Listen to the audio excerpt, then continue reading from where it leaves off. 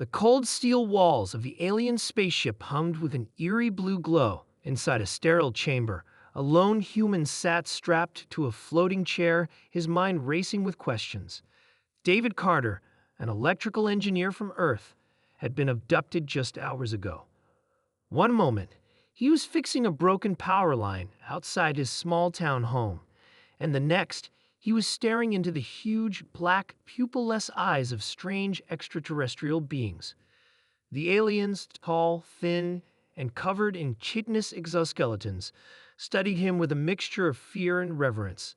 Their long fingers twitched nervously as they whispered in a language full of clicking sounds. David, however, was done being scared. He had gone from terrified to annoyed. "What do you want from me?" he asked, his voice echoing in the chamber. A short alien, with a head that was slightly larger than the others, stepped forward. His eyes blinked vertically, and his mandibles clicked. A mechanical voice translated his words. "Great One, we have taken you from your world to study your power." David frowned. "My power? What power?" The aliens glanced at each other before the leader raised a trembling, clawed finger. The screen behind them flickered to life, playing what looked like security footage from Earth. It showed David casually repairing an electrical transformer. Sparks flew around him as he worked, and then, completely by accident, he touched a live wire. A bright flash filled the screen, but instead of falling to the ground in pain or burning to a crisp, David simply shook his hand and continued working. David watched, confused. "Wait, you think I'm immune to electricity?" The aliens gasped. You do not even acknowledge your gift." David sighed. "No, I just got lucky. My gloves insulated me." But the aliens weren't listening. They fell to their knees, their heads bowed in absolute worship. The leader spoke in a reverent tone. The legends were true. The supreme beings of Earth are immune to the sky god's wrath. David blinked. "What the hell are you talking about?" The leader explained in a trembling voice. Their species, the Xelanari, had an ancient prophecy about an invincible race that could withstand the fury of the heavens. To them, electricity was a divine force, one that could instantly kill any Xelanari who touched it. But here was David, walking through lightning like it was nothing. David rubbed his temples. "Let me get this straight. You think all humans are immune to electricity? Are you not?" the leader asked, eyes wide with childlike wonder. David smirked. "Not even close. I'm just very careful." But his words didn't matter. The Xelanari had already decided. David Carter was a god. The worship begins within hours. David was no longer a prisoner. He was a king. The Xelanari spaceship, which had once been cold and sterile, was now decorated with symbols representing lightning bolts and human silhouettes. Xelanari artists carved statues of him into the walls, depicting him as a celestial being. Everywhere he went, aliens bowed and chanted his name. David, meanwhile, enjoyed the perks.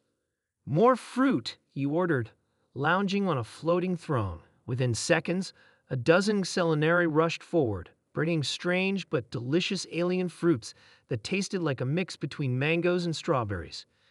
David bit into one, sighing in contentment. "This is ridiculous, but I love it." But as he enjoyed his new divine status, a problem arose. The Xelanari wanted proof of his power.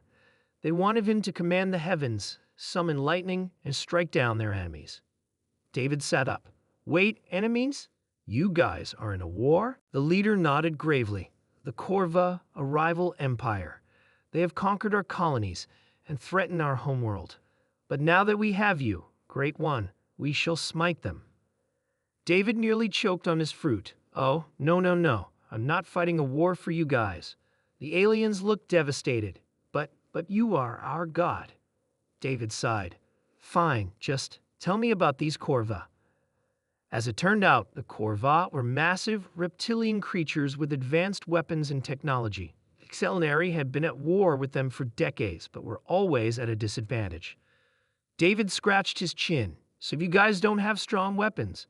The leader shook his head. "We use plasma and energy shields, but our ships cannot withstand their attacks." David grinned. "I have an idea. The power of the god." David might not have been a god, but he was still an engineer. He spent the next few days modifying the Xelnari technology, teaching them one simple human concept that changed everything: electric warfare. Using Earth's knowledge of EMP, electromagnetic pulses, he helped the Xelnari build an electromagnetic bomb that could disable any electronic system within a wide radius. He also taught them grounding techniques, allowing their ships to resist electrical interference. The Xelnari watched in awe as he worked, believing he was shaping divine tools with his mere will. Then came the test. A Corva fleet approached, prepared to destroy the Xelnari once and for all. The Xelnari generals panicked, but David simply smiled. Fire the EMP. With a single command, the Xelnari ships launched the electromagnetic bomb. A pulse of invisible energy washed over the Corva fleet.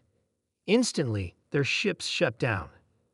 Engines failed, weapons deactivated. The mighty warships of the Corva drifted powerless in space. The Xelnari cheered.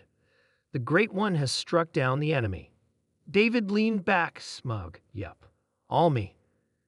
Return of the God. After the war, the Xelnari refused to let David leave. They offered him a permanent throne on their homeworld, a palace of gold, and an eternity of luxury. But David missed Earth. So, after much convincing, the Xelnari finally returned him home, though they promised to worship him from afar. David stepped back onto Earth, shaking his head.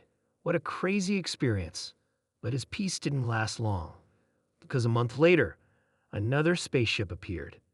This time, it wasn't the Xelnari, it was the Corva. A massive hologram of a lizard-like general appeared in the sky, looking furious. "We know what you did, human. You are a god among your people, and we demand that you teach us as well." David groaned. "Oh, come on." And just like that, his legend continued. The end.